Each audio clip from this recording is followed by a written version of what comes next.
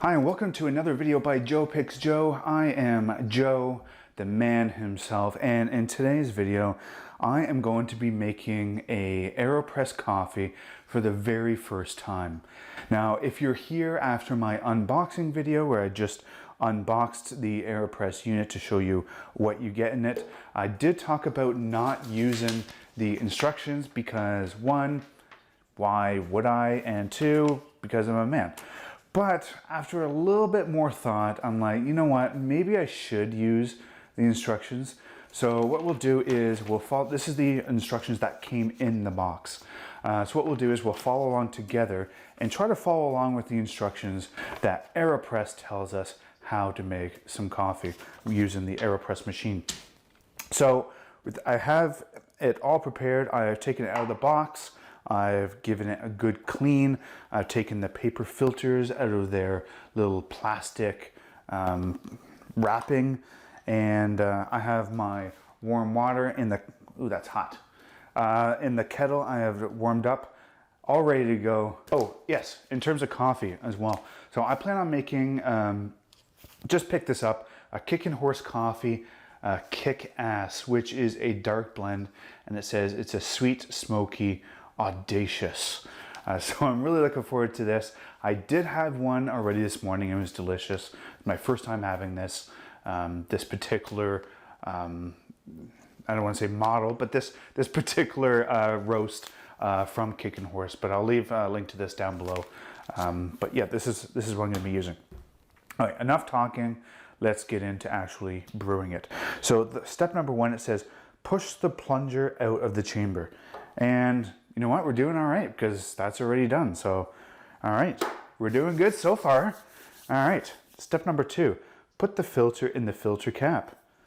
All right, so these are the paper filters. Again, you get 350 of them in the box, so you don't have to buy like, you know, some extra filters right away.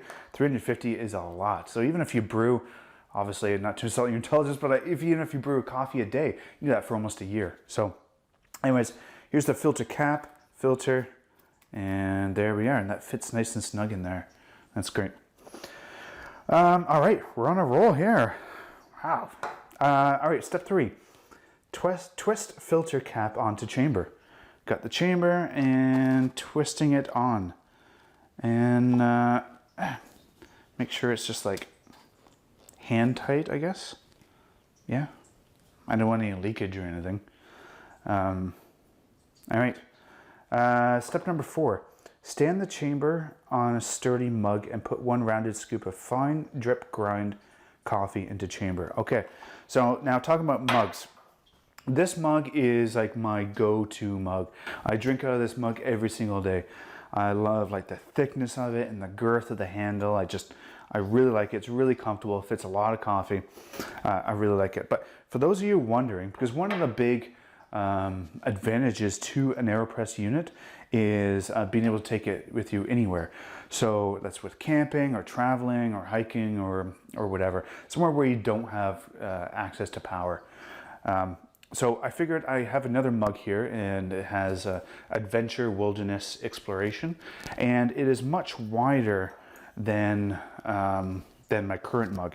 So just to show you that it does fit over the wide mugs as well, and I'll show you here. I'll just zoom in a little bit. The only thing with this is that you have to be careful with, and just putting constant pressure when you push down that plunger, is that because this is wide, these could, if you don't put it on correctly, it could really, you know, mess up your coffee, add extra some spillage or whatever if you're pushing down the plunger and it's not centered properly. So just be careful of that. Where on the smaller mugs, it's a lot more sturdy. So just something to look out for. But for the rest of this, we'll be using my go-to mug because I want to drink it and I don't drink out of this one.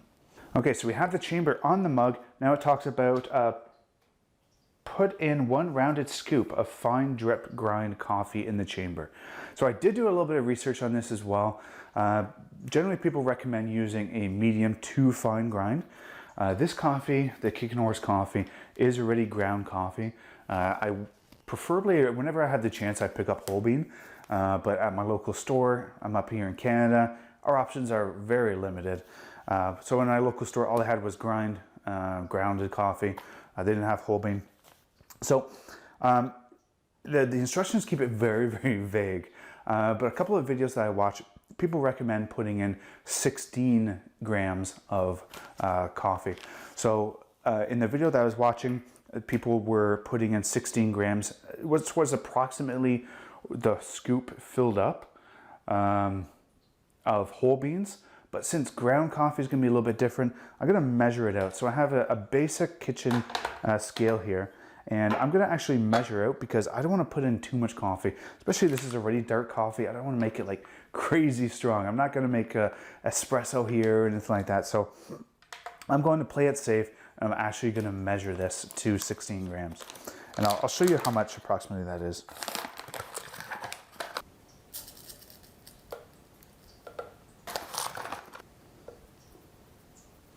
So there we are, exactly 16 grams. That was about, and it's really hard to see through the tinted plastic, but that was about, I used about 2 half scoops. So essentially 1 full scoop is what it basically equated to. So 16 ounces or 16 grams. Next time, I don't think I'm even going to measure it. I'll probably just use this full scoop. Ah, crap. So it doesn't say it in the instructions, but something that I did miss, and we'll see how it turns out.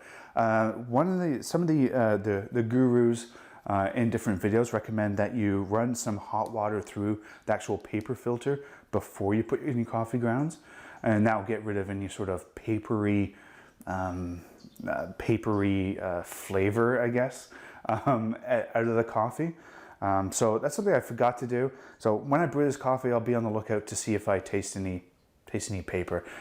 For me, who doesn't have like an extremely sensitive palate, probably not going to taste it. But for you, if you do and you don't like the taste of paper, which I guess most people don't, certainly run some hot water through that filter first, just to get rid of any of that. And then of course, dump out your cup to get rid of that paper flavored water. All right, so moving on to step 5, shake to level coffee. Okay, well that's pretty intuitive. Like, yeah, that makes sense. Step 6, add water up to 1 on the chamber. Why just a 1? Why does it say just a 1? 1 is like at the very bottom. Why would I do that? I want more coffee than that. All right, so it says to add just up to 1. I'm going to fill it all the way up to number 4 because I don't want an espresso, and that's not what I'm making here. I want to make a full cup of coffee. So 175 degrees Fahrenheit. I've also read and looked it up on the National Coffee Association, I believe is. I'll leave a link down in the description. But they recommend brewing coffee with water somewhere between 195 and 205. Yeah, 195 and 205 degrees Fahrenheit. So that's what I'm going to use. So I have my basic kettle here. And you can see here I've been keeping it warm at 194. It has different presets. It's just a very, very basic one. 194 is the closest I can get to the range. I guess I could have used that one too. 194, I don't think it's going to make that much of a difference. So here we go. I am going to pour it into the AeroPress up until the number 4 there. You could see 1, 2, 3, 4. All right, here we go.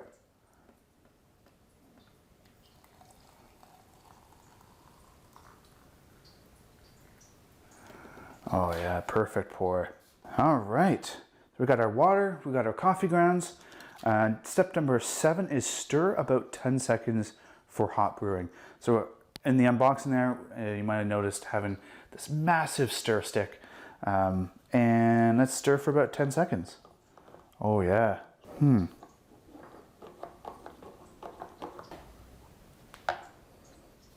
So after stirring for about 10 seconds, oh, okay, well look, there's already coffee coming out. All right, the water level went down from like 4 to 2. And there's already coffee coming out. So I don't know if I messed up on something. But yeah, there's not much coffee left, or there's not much water left in the actual chamber. And my coffee cup is already, I think it's already quite, like, I don't know if you could see that, like, it's already brewing quite well. All right, so the next step was to step 8 is put on the plunger and press gently, pausing until you feel resistance until a plunger reaches grounds. Okay, that's quite hard to get in there, actually. Wow, that's a tight seal. Like, dang, that's a tight seal.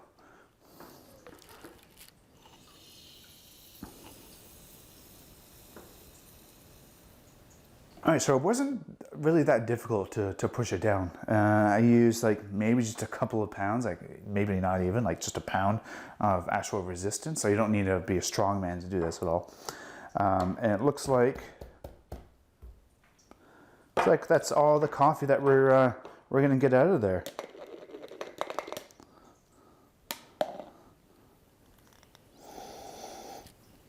Well, it smells pretty good. All right, so the last step, step number 9, remove the filter cap, push the plunger to eject the used coffee, and rinse the seal. Okay.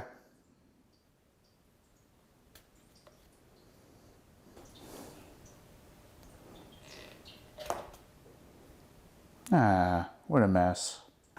So that's it. So how did it turn out? First of all, let's talk about how I felt about the process. That whole, I filled it up to 4, and then like 10, 20 seconds later, it was already down to 2, and it was already brewing. I feel like I messed up on something there. Maybe it was the fact that the coffee wasn't tight enough at the bottom, that allowed the water to seep through too quickly. I'm not sure, but a couple of the other videos that I watched, they poured to 4 and it stayed close to 4, and then they plunged it down. So I feel like I kind of messed up on something there, but I gave you the warning at the beginning. I don't know if this is actually going to be good, or it might just be a massive screw up. Either way, I hope you do learn something. But let's try the coffee and let's see how it turned out.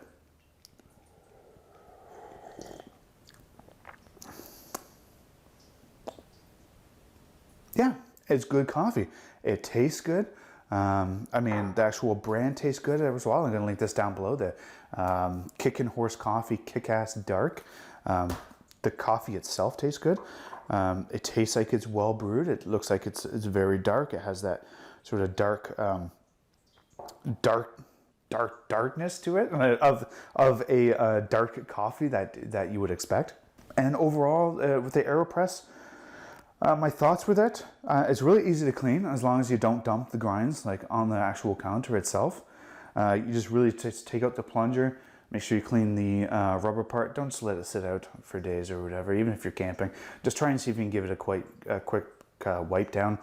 Then you have the main chamber, which isn't actually all that dirty really at all. So that just needs a quick rinse as well. The filter, or where the filter was, the filter cap, that's quite... yeah, that's quite clean as well. The funnel I did not need, so that's sort of optional, especially if you're hiking or camping, or if you're out on the road or whatever. Certainly you don't really need the funnel, so it kind of takes up a lot of space too. So that's sort of optional. And then the paper filters, that was good. The stir stick, that's not really required either. You can just really use a spoon. So there's some good space that you don't need to take with you. So there we are. That is a newbie, a completely first time using AeroPress. If you have never done it before, certainly let me know how your experience goes. Did you figure out why it started brewing coffee? Or if you're at AeroPress if you compete in the world championships, if you do recipes and you experiment and you're part of this following of the AeroPress, what did I do wrong? Certainly please let me know, because I want to get better. If you're new here as well, make sure you subscribe and like. This is a new channel. I'd really appreciate it. Because I'm going to be creating new recipes, I'm going to be testing out, I'm going to be getting better with the AeroPress, I'm going to be taking my lessons learned, I'm going to pass it on to you as well. So subscribe, like. Again, I'm Joe with Joe Picks Joe. Thanks a lot for watching.